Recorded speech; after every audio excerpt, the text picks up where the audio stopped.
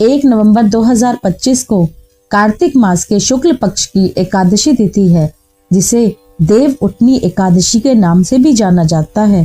धार्मिक मान्यताओं के अनुसार इस दिन भगवान विष्णु 4 महीने की योग निद्रा से जागते हैं, इसीलिए इस एकादशी को देव उठनी एकादशी भी कहा जाता है। इस दिन तुलसी के पौधे की विशेष पूजा की जाती है।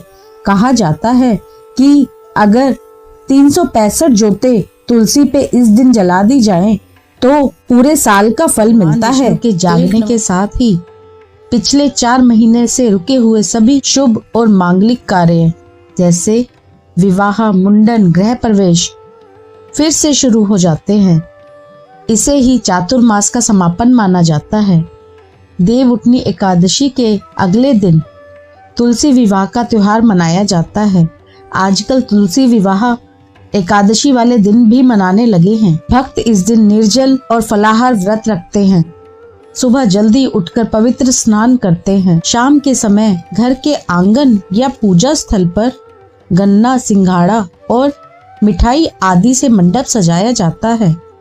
इसके बाद शंख और घंटियां बजाकर भगवान विष्णु को जगाया जाता है। भगवान विष्णु की मूर्ति या तस्वीर की विधि विधान से पूजा की जाती है, भोग चढ़ाया जाता है और दीपक जलाकर आरती की जाती है। देव उठनी एकादशी, जिसे प्रबोधिनी एकादशी भी कहते हैं, की कथा भगवान विष्णु की योग निद्रा और देवी एकादशी की जन्म से जुड़ी है।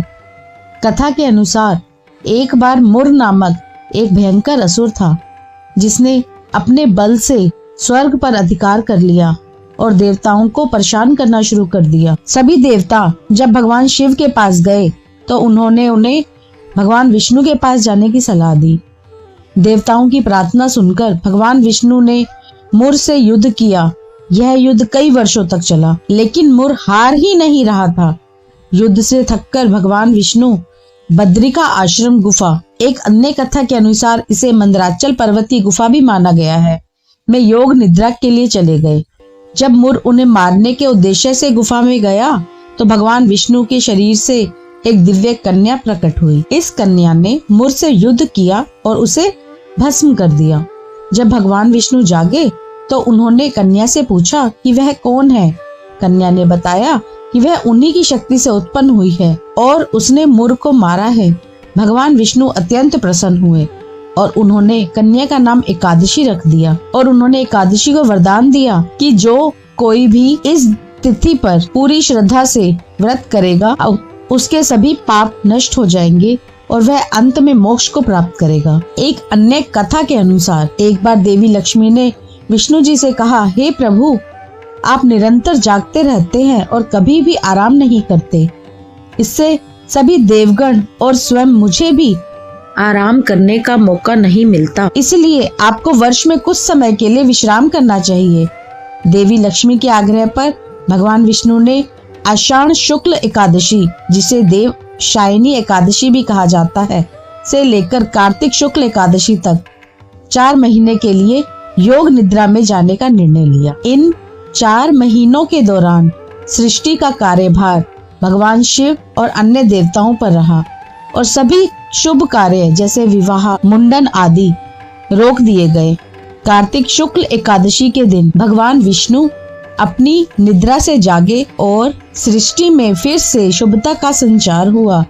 इसीलिए इस दिन को देव उत्थान यानी देवताओं का उठना कहा जाता है। यह कथा हमें बताती है कि देव उठनी एकादशी का व्रत करने से पापों का नाश होता है और भगवान विष्णु की कृपा प्राप्त होती है। अब बारी आती है तुलसी विवाह कथा की।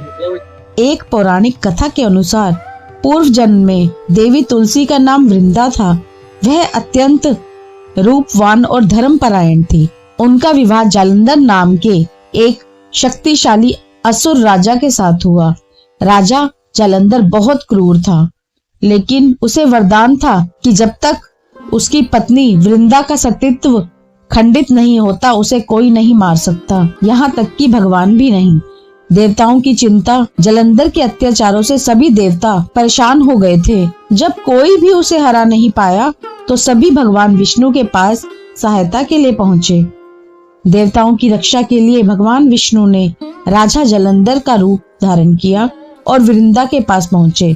जब वृंदा ने अपने पति के रूप में विष्णु भगवान को देखा तो उन्होंने उन्हें अपना पति समझकर उनके चरण स्पर्श कर लिए, जिससे उसका सतीत्व भंग हो गया। जालंधर की शक्ति क्षीण हो गई और युद्ध में भगवान शिव ने उसका वध कर दिया। जब वृंदा को यह सत्य पता चला कि उनके साथ छल हुआ है तो वो बहुत दुखी हुई। उन्होंने भगवान विष्णु को पत्थर बनने का श्राप दिया। वृंदा के शाप के कारण भगवान विष्णु को शालिग्राम रूप लेना पड़ा। श्राप के बाद वृंदा अपने पति की चिता में समा गई।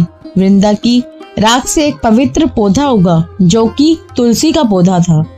वृंदा के सतीत्व और भक्ति से प्रभावित होकर भगवान विष्णु ने उन्हें वरदान दिया, वह अब से तुलसी रूप में ही पूजी जाएगी और उन्हें हमेशा उनके साथ ही स्थान मिलेगा। भगवान विष्णु ने वृंदा को वचन दिया कि उनका विवाह हर वर्ष कार्तिक मास की एकादशी के बाद शालिग्राम रूप से तुलसी से होगा।